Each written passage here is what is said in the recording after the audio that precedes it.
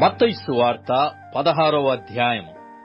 అప్పుడు పరిసయ్యులను సద్దూకయ్యులను వచ్చి ఆయనను శోధించుటకు ఆకాశము నుండి ఒక సూచక క్రియను తమకు చూపమని ఆయనను అడగగా, ఆయన ఇట్లనెను: సాయంకాలమున మీరు ఆకాశము ఎర్రగాయున్నది గనుక వర్షము కురియదనియు, ఉదయమున ఆకాశము ఎర్రగాను మబ్బుగాను ఉన్నది గనుక నేడు గాలివాన వచ్చుననియు చెప్పుదురు గదా.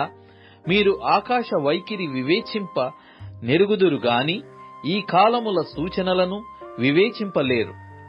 వ్యభిచారులైన చెడ్డతరము వారా, సూచక క్రియ నడుగుచున్నారు.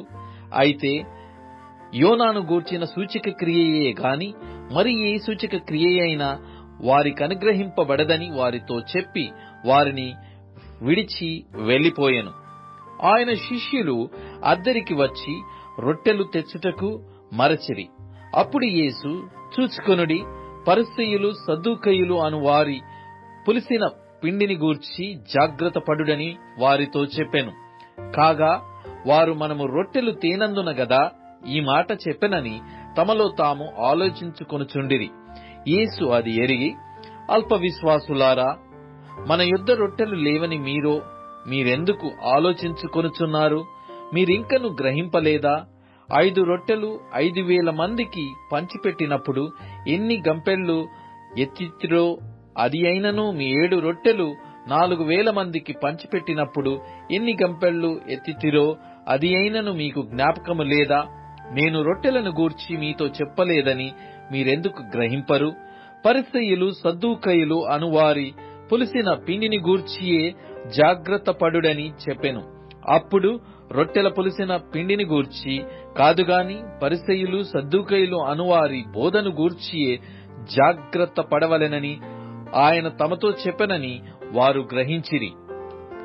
యేసు ఫిలిప్పుదైన కైసరయ్య ప్రాంతములకు వచ్చి, మనుష్య కుమారుడెవడని జనులు చెప్పుకొనుచున్నారని తన శిష్యులను అడగగా, వారు కొందరు బాప్తిస్మమిచ్చు యోహాననియు, కొందరు ఏలియా అనియు, కొందరు ఇర్మియా అనియు, లేక ప్రవక్తలలో ఒకడనియు చెప్పుకొనుచున్నారనిరి.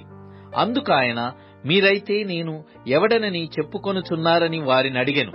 అందుకు సీమోను పేతురు, నీవు సజీవుడగు దేవుని కుమారుడవైన క్రీస్తువని చెప్పెను.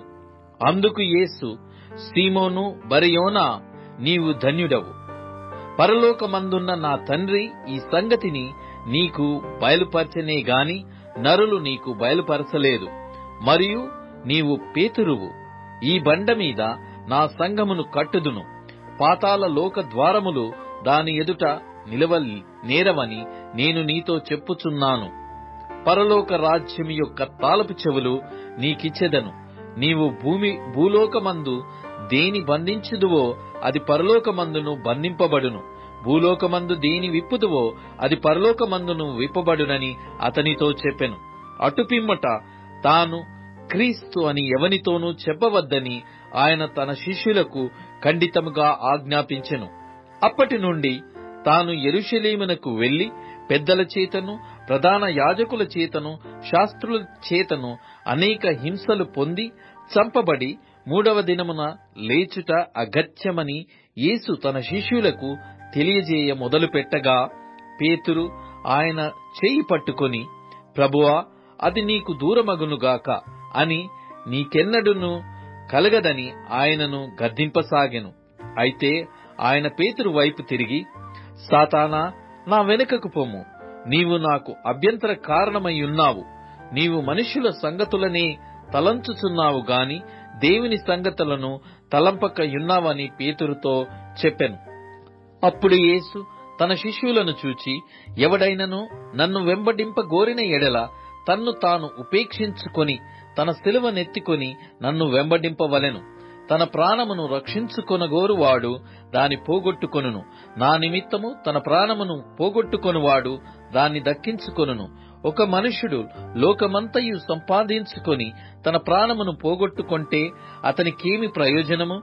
ఒక మనుష్యుడు తన ప్రాణమునకు ప్రతిగా నేమి ఇయ్యగలడు? మనుష్య కుమారుడు తన తండ్రి మహిమ గలవాడై తన దూతలతో కూడా రాబోవుచున్నాడు. అప్పుడు ఆయన ఎవని క్రియల చొప్పున వానికి ఫలమిచ్చును.